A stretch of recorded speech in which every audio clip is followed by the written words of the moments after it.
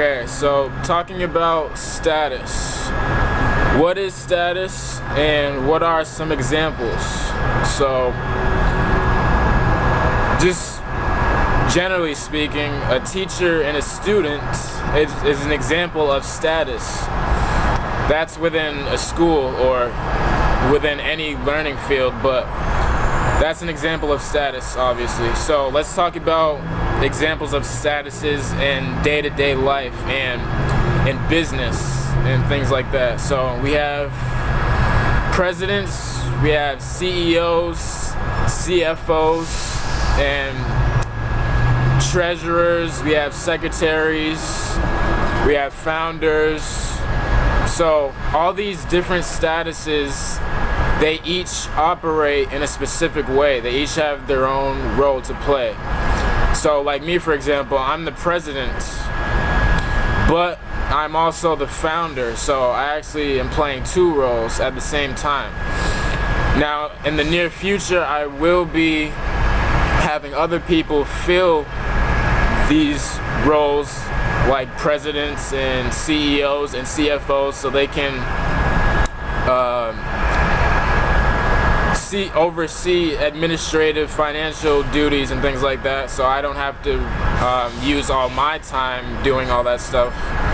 So, what are the pros and cons of statuses? So, if you understand a specific status, then you'll know it has certain pros and cons. For an example, right? A president can do certain things a CEO can't. A CFO, which is a chief financial officer, can do certain things the chief executive officer can't. The secretary can do certain things the treasurer can't. You get what I'm saying? So, when you start to understand this more, especially in the business world, in the contract world, you understand that each status has its own pros and cons, and the more you're aware of each status is when you'll know when you cross over into another status because of an action you just took, or because of an action someone else just took. You get them? So now here's where we're getting into awareness of status, because you can be in a particular status and have no knowledge of it, right? If say your dad made you a trust, or he made a trust and he made you the beneficiary and you didn't know about it until he decided to tell you later on, then you weren't aware of your status at first as a beneficiary, but later on when your dad told you about it, now you're aware of your status, that you're a beneficiary of a trust. So that's just an example. So, and awareness of status has a lot to do with contract position, meaning entering into different contracts and how you operate in contract is what changes your status from that to that. So we're getting into some really good stuff here. So what is the status of a U.S. citizen? That is very important to know, because if you're in the United States of America, most of us are U.S. citizens. So what is a U.S. citizen and how does a U.S. citizen operate? By lawful definition and by true definition. So not by what not public consensus and plausible deniability, but the actual facts that are in the laws and the statutes and the codes. What's the status of a U.S. citizen? So I'm gonna read from this. Sorry, give me a second to pull it up here. I'm gonna read from this blog website, and I'm gonna be putting the link in the description. One moment here.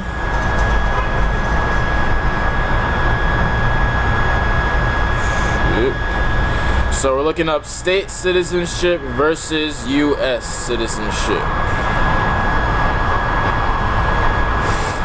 And this website is constitutionalcommando.com. I'll also be putting the link in the description, but okay, so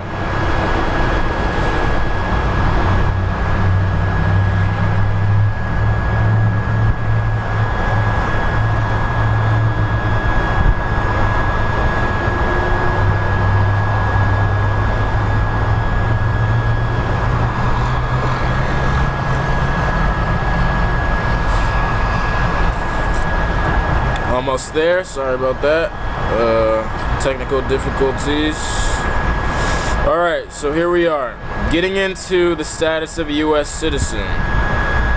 Now we're starting at the big picture paragraph on this blog, state citizenship versus U.S. citizenship, constitutionalcommando.com. So, the big picture.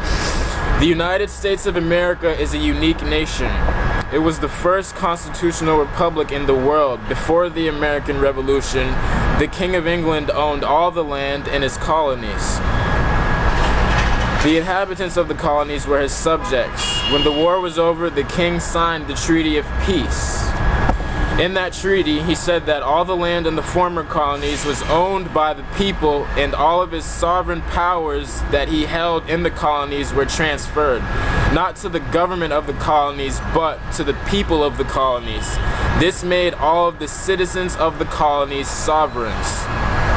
This has never happened before or since in any other country. In other countries, the government is sovereign.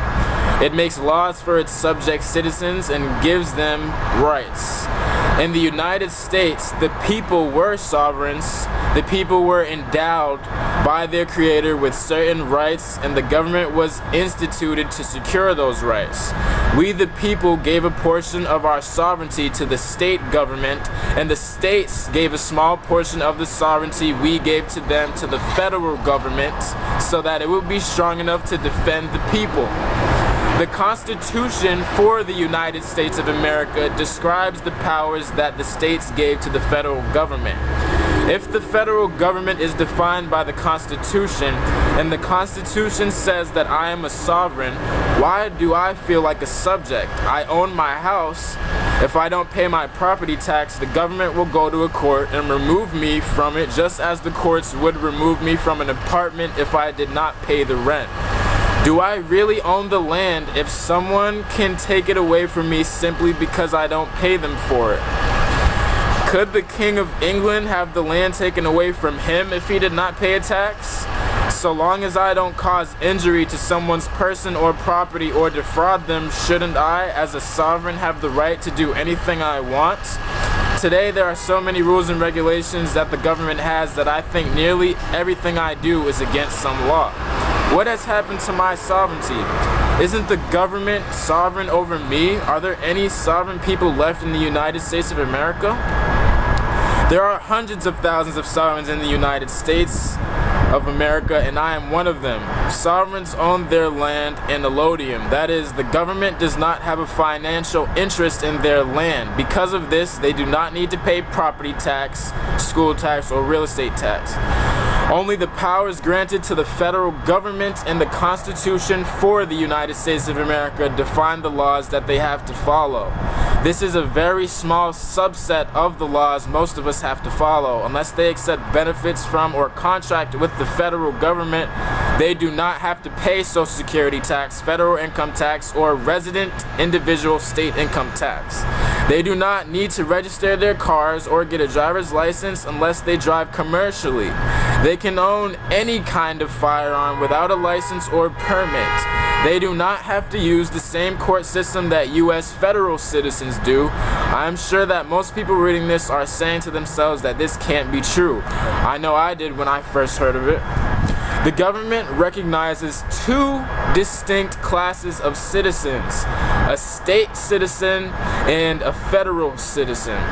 A state citizen, also called a de jure citizen, is an individual whose inalienable rights are recognized, secured, and protected by his or her state constitution against state actions and against federal intrusion by the Constitution for the United States of America.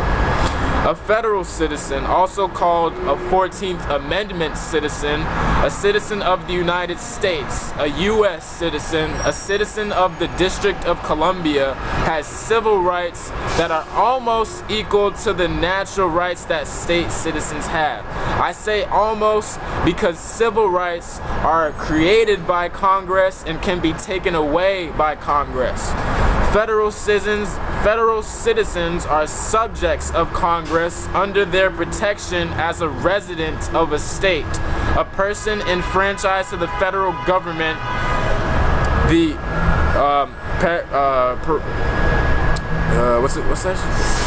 the Incorporated United States, defined in Article 1, Section 8, Clause 17 of the Constitution. The individual states may not deny to these persons any federal privileges or immunities that Congress has granted them. This specific class of citizen is a federal citizen under admiralty law or international law. As such, they do not have inalienable common rights recognized, secured, and protected in the constitutions of the states or of the Constitution for the United States of America, such as allodial, absolute rights to property, the rights to inheritance, the rights to work and contract, and the right to travel, among others. A federal citizen, a U.S. citizen, is a taxable entity like a corporation and is subject to pay an excise tax for the privileges that Congress has granted to him or her. The rights that most people believe they have are not natural rights, but civil rights, which are actually privileges granted by Congress. Some of these civil rights parallel the protection of the Bill of Rights, the first 10 amendments to the Constitution, but by researching the Civil Rights Act along with case law decisions involving these rights, it can be shown that these so-called civil rights do not include the 9th or 10th amendments and have only limited application with regard to amendments 1 through 8. If you accept any benefit from the federal government or you claim any civil right, you are making an adhesion contract with the federal government. You may not be aware of any adhesion contracts, but the courts are. The other aspect of such a contract is that you will obey every statute that Congress passes. State citizens cannot be subjected to any jurisdiction of law outside the common law without their knowing and willing consent after full disclosure of the terms and conditions, and such consent must be under agreement and contract sealed by signature. This is very important stuff, people. This is because the Constitution is a compact/contract created and existing in the jurisdiction of the common law. Therefore, any rights secured thereunder or disabilities limiting the powers of government also exist in the common law and in no other jurisdiction provided for in that compact. Federal citizens are presumed to be operating in the jurisdiction of commercial law because that is the jurisdiction of their creator, Congress. This is evidenced by the existence of various contracts and the use of negotiable instruments. All products of international law or commercial law, Uniform Commercial Code, under common law, your intent is important. In a court of contract, commercial law, the only thing that matters is you live up to the letter of the contract. Because you have adhesion contracts with Congress, you cannot use the Constitution or Bill of Rights as a defense because it is irrelevant to the contract. As stated previously, the contract says you will obey every statute passed by Congress. A federal citizen does not have access to common law. To restate, state citizens are bound and protected by the Constitution like the Founding Fathers intended and like we are taught in school what citizenship means. Federal citizens, U.S. citizens, have made further agreements with the federal government and are bound by these contracts. The Constitution empowers the federal government to operate on behalf of the several states in dealing with foreign relations and matters of treaties, trade agreements, etc. under the purview of international law. Exercise limited constitutional jurisdiction to interact with the several states in regulating trade, commerce, etc. between the states to ensure equitable continuance of the compact. Exercise exclusive jurisdiction of the District of Columbia, the territories, and enclaves in the same manner that a state exercises jurisdiction within its boundaries. Rights are considered gifts from the Creator and not to be disturbed by acts of man. Some of these rights were considered important enough to be specifically stated to be secured from federal encroachment in the Bill of Rights.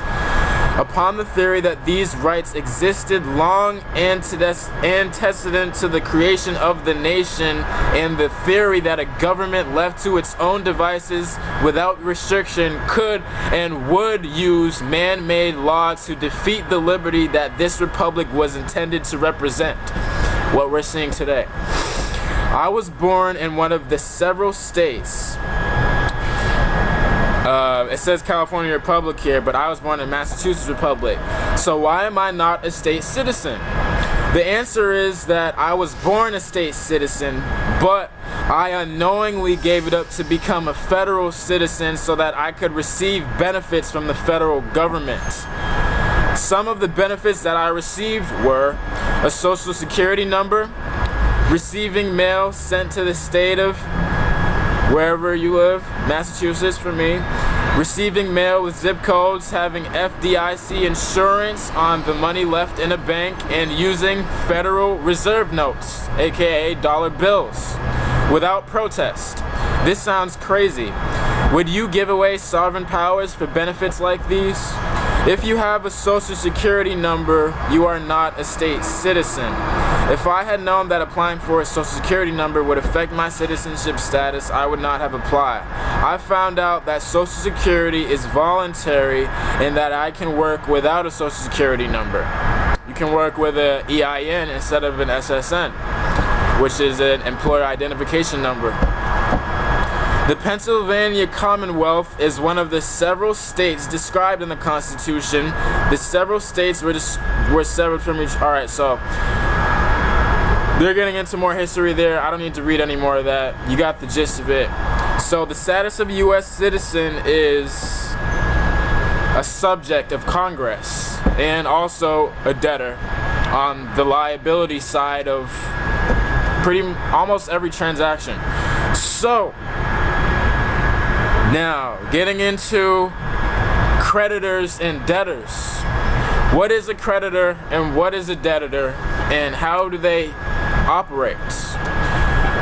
A creditor is someone or something that generates energy, that generates value, that generates credit. Credit is energy. Energy is value. Value is money. Same. It's all the same thing. So, the simple fact alone that we as human beings have access to infinite ideas makes us creditors in fact, because not only do we have access to infinite ideas that could potentially cause revolutionary trends in the market, these corporations cannot exist without human beings to sign the contracts and hire people and do administrative, do financial, do.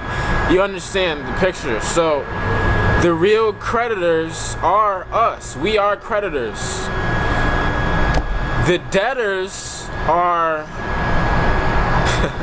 the debtor is the U.S. citizen, and the U.S. citizen is not the human being. The U.S. citizen is the company, the separate all caps company they made when your mom registered your birth certificate, the same name that's on your social security card. That is the debtor. And that is what you have to take control of, because that is not you. That's a separate entity that they're trying to make you believe is you, because you've been programmed through school and everything to believe that that's you. But let's not get too far into that, because I'm not here to speak on anything in a political manner. I'm not speaking on this in a way to get anyone to do anything. This is for educational purposes only. So, now, wrapping that up, hopefully you have a better understanding of status, what it is, and how you can change your status. Now, if you didn't get an idea of how you might be able to update your status, let me recap. So, continuously contracting with the federal government in any manner is going to keep that adhesion contract going. So, once you stop contracting with the federal government and taking their benefits, that is when you are back to your original status of a state citizen, a sovereign, in fact. And from there on, it's just doing the things to express your updated status, meaning crafting a trust and expressing the trust, perfecting the security on your legal name, the all caps name, which is the U.S. citizen debtor. Those are just, I'm just giving out gold right now, and I hope you're hope you're minding it. So, I hope you're picking up these. Hope you're picking it up. So, that is Status 101. I'll be throwing more into this series here and there, just to update you guys. But yeah, that's the gist of things. And yeah, I hope that was educational, as it was intended to be. So, thank you. This was Adrian Rogers with the Adrian Elio Rogers charitable organization, and I hope you guys have a good day.